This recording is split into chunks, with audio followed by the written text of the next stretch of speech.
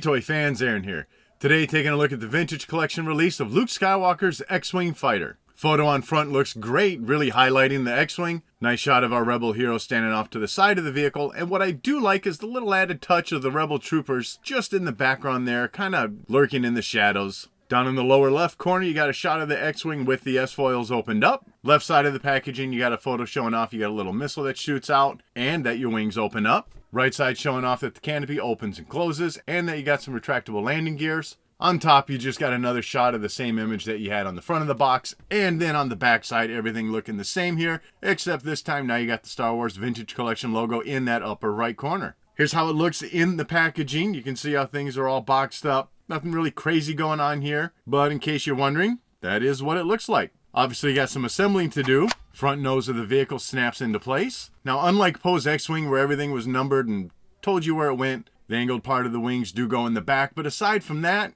you can either look to the box for your inspiration of where you want the battle damage and the scorching marks to go. But things snap into place pretty easily, and then the cannons are only going to go on one way also, so really nothing difficult for that assembly. And here's how it looks all assembled, and overall I think this is a very nice looking vehicle. As far as the molding of the vehicle, this is nothing we haven't seen before. It made its debut back in 2011 with the Death Star Trench Run pack of vehicles where it was this X-Wing and then Darth Vader's ship, and that mold has been used ever since for various releases. Unfortunately, I don't have that original vehicle to show off here. I have no idea why I didn't buy it back in the day, but if you happen to have it, you can just take it out and watch along with this video. What you are getting this time around, though, is an updated paint job. So the colors are going to look a little bit different here and there. The back of the thrusters, the front of the engines. You're getting more wearing being done on the reds and the yellows. And overall, you're getting a dirt wash this time applied to the vehicle. As far as sizing, obviously, this is much bigger than the Power of the Force release, the original X-Wing.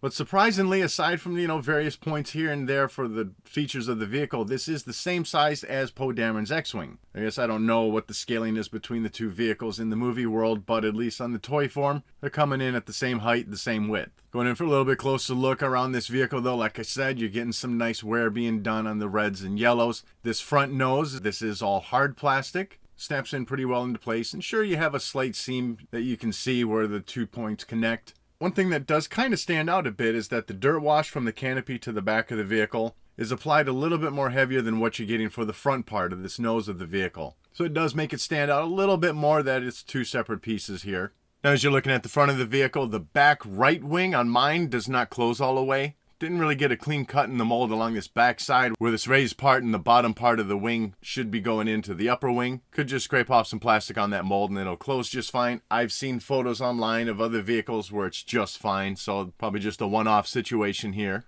Otherwise, sculpting for the rest of the vehicle, as I mentioned, I think everything's looking good. You're getting a lot of panel details, a lot of little seams being done in there. Painting around the canopy is looking great. That light blue color is staying pretty nice and tight where it needs to be. It's not bleeding onto the body or bleeding onto the rest of that clear plastic for the windows. Inside that cockpit, you got some nice detailing being done here. That control panel is still removable and tethered by a string. No stickers being applied for anything you're seeing here. This is all just a really nice paint job. Some good placement for the green for that screen and the green buttons and then the red buttons also. On the top part of that little, I guess control surface, whatever you want to call it. Some nice black painted in there. Some bits of silver for the little piping of some sorts. And then for the rest of that inside, nice light blue color, some good black being applied for the seat. And then you have this targeting computer that can slide out and turn in front of the head. No special painting or anything being done to that. I kind of would have liked to have seen something being done to just detail that up a little bit more. But it is what it is. And you can see you got some hoses being done to help design things out a bit on the sides of the seat.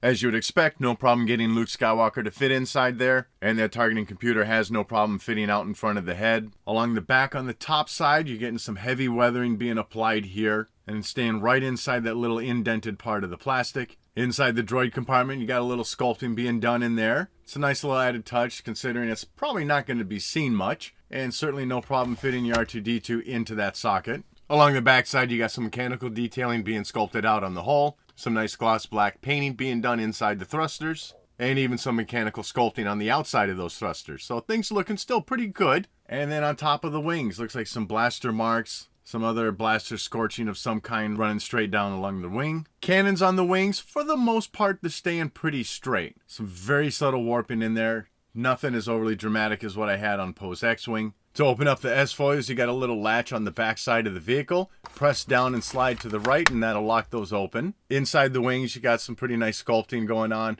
You can see some engine detailing also being done in there. And overall, a very light weathering being applied to just kind of highlight some of those features. Bottom of the vehicle. So yeah, much of the same sculpting being done here. Some panel lines being detailed in there. Still some nice weathering being applied. And you got 3 retractable landing gears that do slide into the appropriate compartment. The front landing gear, as you see, has a little door that covers that up. And then just behind that front landing gear is where you're going to have your functioning missile launcher. And a fair amount of detailing going on. It's done in this silver plastic. And if you want to shoot that little missile out, a very small button here at the back side of that cannon that you're going to just push and it'll shoot out. At the belly of the vehicle, you have a little lid that comes off here.